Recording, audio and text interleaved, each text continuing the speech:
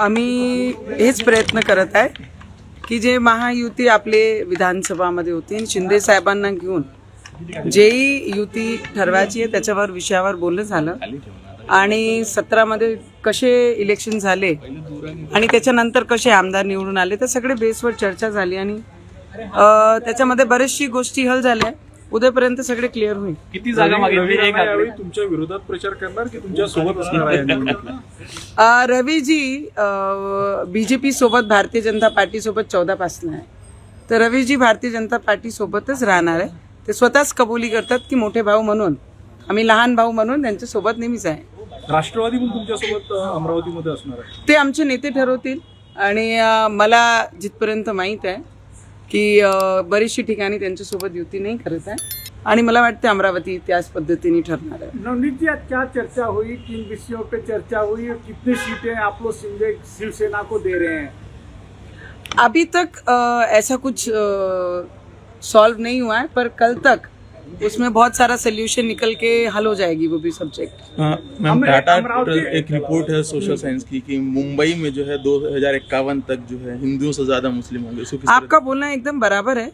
जो घुसपैठिए हैं, जो अभी रिपोर्ट आई है टाटा की, जो आप जिस तरीके से बता रहे हैं, आसाम में 200% ग्रोथ उनमें पाई गई है. 30% आप मुंबई में प्रॉपरली देखेंगे तो वहाँ पर पाई गई है.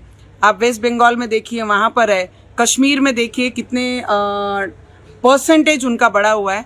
तो मुझे लगता है कि सभी ने जो ये डिस्कशन कल से हो रहा है और जो टाटा की भी रिपोर्ट्स आई हैं, एक बार सभी हिंदू भाई बहनों ने उसके ऊपर ध्यान ज़रूर देना चाहिए कि अगर कश्मीर में परसेंटेज ऊपर से लेके एकदम नीचे ड्रॉप होता है सिंगल नंबर पे, और बांग्लादेश में जिस तरीके से माइनॉरिटी होते हैं हम, और आसाम में 200% वो बढ़ते हैं, तो ये सब चीज़ पे हिंदुस्तान है, ये हिंदुस्तान का नाम रहना चाहिए. नवनीत जी, महाराष्ट्र में चुनाव हो रहा है, क्या हिंदुत्व का मुद्दा रहेगा कि विकास का मुद्दा रहेगा? देखिए, विधानसभा में भी हमने ना लोकसभा में कोई हिंदू और कोई दूसरे धर्म को आजू बाजू नहीं किया था.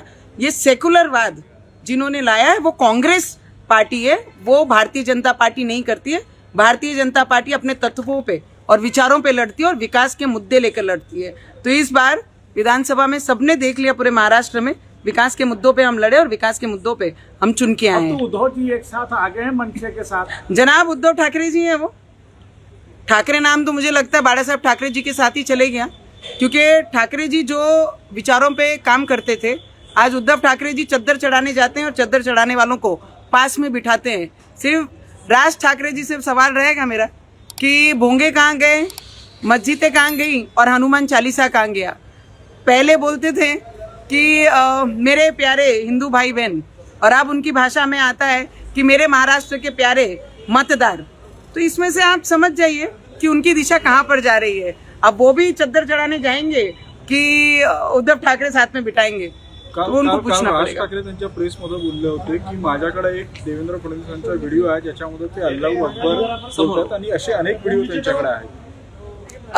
मला वाटते की त्यांचे बरेचसे व्हिडिओ साहेबांचे सगळ्यांनी पाहिले. लाव रे तो व्हिडिओ.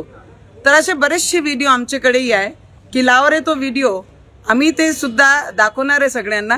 पण मला असं वाटतं की देवेंद्र फडणवीसजींवर बोलायची, कारण एवढे वर्ष देवेंद्र फडणवीसजींनी राज ठाकरे साहेबांना सांभाळून ठेवलेला होता, तर ते राज साहेबांनी ते विसरू नये. मॅडम हे सांगा. मॅडम एक प्रश्न असा आहे, आपला एक महिला म्हणून आणि पत्रकार म्हणून हे प्रश्न विचारणं की दोन्ही भाऊ एकत्रित आले ॲज ए परिवार. आम्हाला सगळ्यांना पूर्ण महाराष्ट्राला या गोष्टीचा आनंद झाला. जे एकमेकाचे चेहरे पाहत नव्हते, आज दुकानदाऱ्या चालू करण्यासाठी ते एकमेकासोबत बसलेले आहे. तर त्याच्यामध्ये अंतर आहे.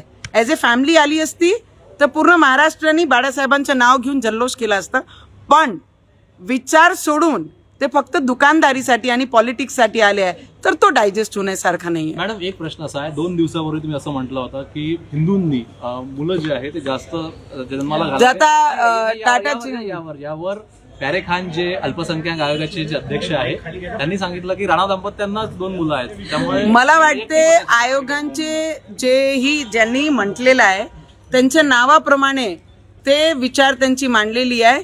मी काय करणार, कशी करणार हे त्यांना विचारायची गरज नाही. त्या आयोगामध्ये बसलेल्या त्या खुर्चीची रिस्पेक्ट त्यांनी केली पाहिजे. जे बाहेरून घुसपेटिया येऊन आमच्या देशामध्ये, मुंबईमध्ये, आसाममध्ये, वेस्ट बेंगॉलमध्ये, काश्मीरमध्ये ज्या पद्धतीने घुसपेटिया येऊन जे संख्या ते वाढवण्याचा प्रयत्न करत आहे.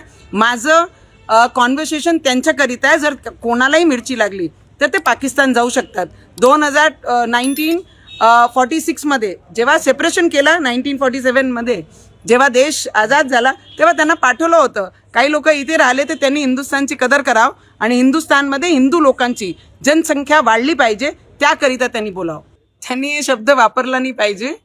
आणि ॲज अ फिमेल त्यांनी जी माझी भावना आहे, डोक्यावर जे बिंदी लावतात, जे टिके लावतात, त्याचा तरी त्यांनी सन्मान करावा. तर मराठी माणसाचीच आहे तर त्याच्यात कोणी डाऊट आणत आहे. मराठी माणसाचीच मुंबई आहे, त्याच्यामध्ये कोणीही शंका आणू नये आणि कोणीही हिंदूंमध्ये फूट पाडू नये. फक्त तेवढीच विनंती सगळ्यांना करते.